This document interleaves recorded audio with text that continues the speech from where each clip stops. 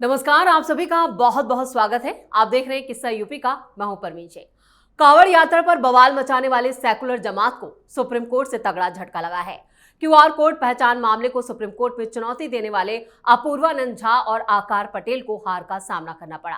दरअसल देश की सबसे बड़ी अदालत इस मामले की सुनवाई अब 22 जुलाई को करेगी। इधर धर्मांतरण का सरगना जमालुद्दीन उर्फ छांगुर बाबा को लेकर सनसनीखेज खुलासा हुआ है। ईडी ने छांगुर और उसके मददगारों की 300 करोड़ से ज्यादा की बेनामी संपत्ति का खुलासा किया है। पुणे में 3 आलीशान फ्लैट, एक ट्रस्ट और 40 बैंक खातों में 106 करोड़ रुपए की रकम मिली है, जिनमें 18 खातों में 3 महीने में 68 करोड़ रुपए का लेन देन हुआ, जिसमें 7 करोड़ विदेशी चंदा भी शामिल था। जमीनी सौदे के एमयू में यह शर्त थी कि अगर जमीन 8 जुलाई 2024 तक ना बिकी तो पूरी रकम लौटानी होगी, जिससे छुपा निवेश करने का जो मामला है वो भी सामने आया है। इसके साथ ही जांच एजेंसियों ने छांगुर की मदद करने वाले बलरामपुर में तैनात अफसरों की धरपकड़ तेज कर दी है। इन्हीं तमाम मुद्दों पर चर्चा के लिए स्टूडियो मौजूद हैं कैपिटल टीवी के executive editor Rajiv Kumar. Sir, आपका बहुत बहुत स्वागत है। धन्यवाद। कांवड़ यात्रा को लेकर सुप्रीम कोर्ट का जो रुख रहा, उससे सेकुलर जमात को कितना बड़ा झटका? देखिए, झटका इन लोगों के पैतरे फेल हुए हैं। इन लोगों ने जो परंपरा बना ली थी, ट्रेडिशन बना लिया है कि कोई भी ऐसा मामला आएगा उसमें सुप्रीम कोर्ट का दरवाजा खटखटाओ और एक चालाकी धूर्तता करो।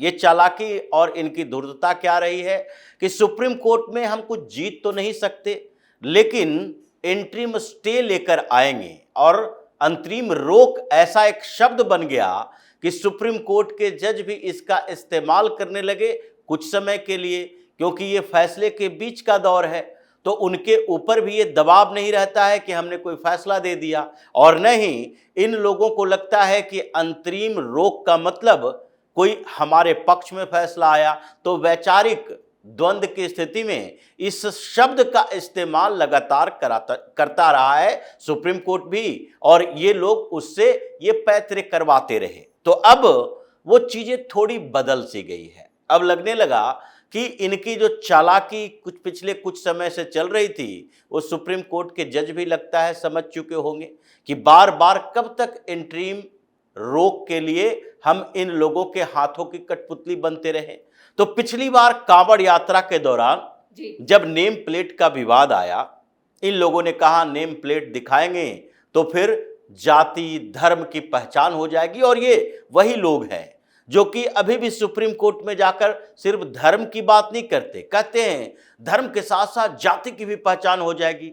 अगर कोई ओबीसी का, अगर कोई दलित कम्युनिटी का व्यक्ति दुकान दिए हुए है, वहां काम कर रहा है, तो दूसरे लोग उसे परेशान करेंगे, उसके यहाँ खाना नहीं खाएंगे। ये इनकी मानसिकता है कि इतने सालों के बाद आज हर ढाबे में, हर जगह पर लोग खाना खाने के लिए जा रहे हैं, तो वहां पर किसी की जाति नहीं पूछते। हाँ, धर्म एक अलग मसला है, क्योंकि मजहब जिस धार्मिक त्योहारों की बात होती है उसमें आड़े आ सकता है, जो तरीके अपनाए गए हैं। अगर पवित्रतम त्योहार है, उसमें हम अपने सात्विकता का प्रमाण देते हैं।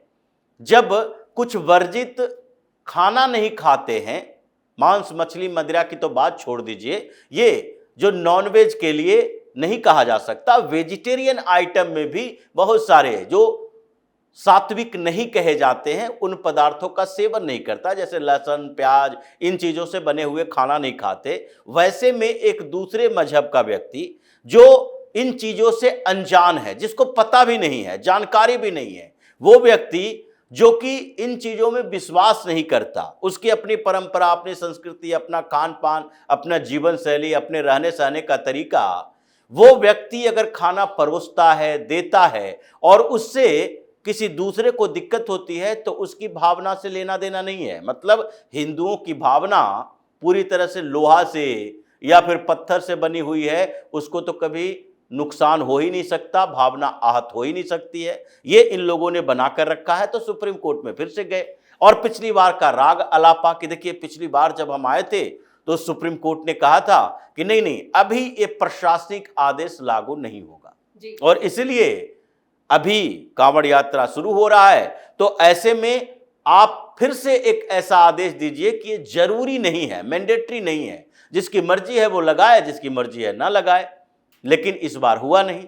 इस बार कहा कि भाई ठीक से हम मामला समझना चाहते हैं कि क्यूआर कोड से क्या समस्या है, पहचान बताने से क्या समस्या है, या फिर अगर किसी को बताया जाता है कि फूड सिक्योरिटी एक्ट के तहत आप अपने खाने में मिलावटी सामान न परोसे, इससे क्या नुकसान है, हेल्थ कॉन्शियस होना कौन सी गलती है। तो ये सारे मामले हम एक बार समझेंगे।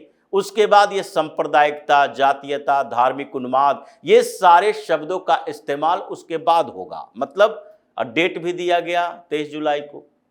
अब 23 तारीख को तो कांवड़ यात्रा लगभग खत्म है। सावन की शिवरात्रि, ये जो चतुर्दशी को होता है कृष्ण पक्ष की, तो ये 23 और 24 जुलाई को है। 23 जुलाई का कुछ समय और 24 जुलाई के कुछ समय तक, इन दोनों समय में ये कांवड़ यात्रा खत्म, जैसे पिछली बार किया था। जब आंतरिक रोक लगा दी, अंतरिम रोक लगा दी गई, तो फिर सुनवाई की अगली तारीख निर्धारित हुई। कांवड़ यात्रा उस समय तक खत्म, रोक लगी रह गई और सरकार कुछ नहीं कर पाई। इस बीच ऐसा हुआ कि रोक नहीं लगाई गई तो कांवड़ यात्रा खत्म। उसके बाद सुनवाई के लिए अपूर्वानंद आकार पटेल जैसे लोग और इस जमात के लोग, जो इन लोगों को पैसा देकर ये पिटीशन दायर करवाया है, वो लोग तो ऐसे ही पीछे हट जाएंगे। पिछली बार के रोक के बाद जो आगे सुनवाई की तारीख दी गई, उसके बाद 1 साल का समय हो गया। कितनी सुनवाई हुई इस मुद्दे पर, नेम प्लेट के विवाद पर? न सुनवाई हुई, न पिटीशन देने वाले दोबारा गए, वो सारा मामला वहीं ठंडे बस्ते में पड़ा रह गया।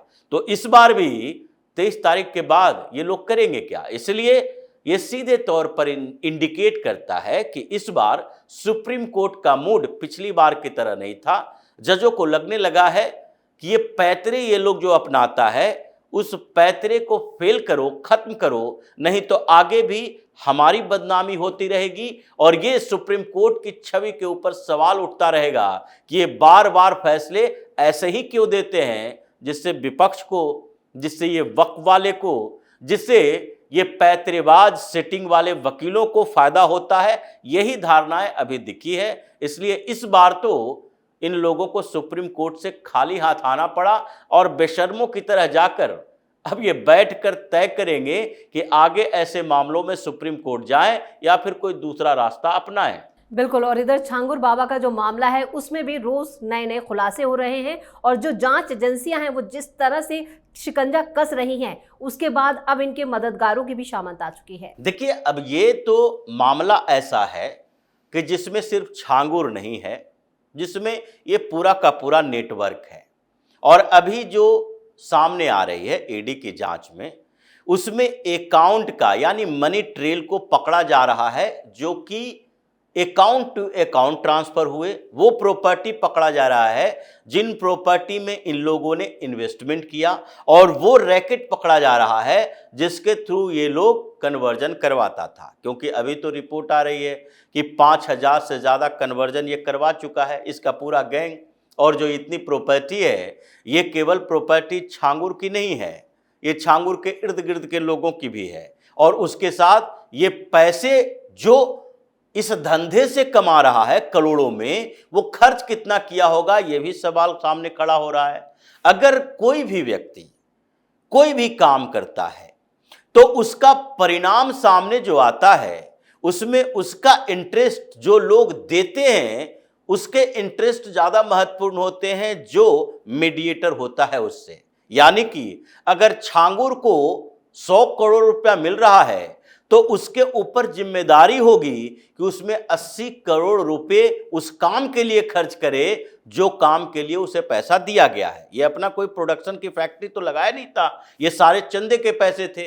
तो अगर छांगुर से ये 100 करोड़ 150 करोड़ रुपए की प्रॉपर्टी दिखाई पड़ रही है, तो इसका मतलब कि इस पूरे नेटवर्क में हजारों करोड़ रुपए खर्च किए गए हैं। और खर्च कहाँ किए गए हैं, ये आगे इन्वेस्टिगेशन में पता चलेगा।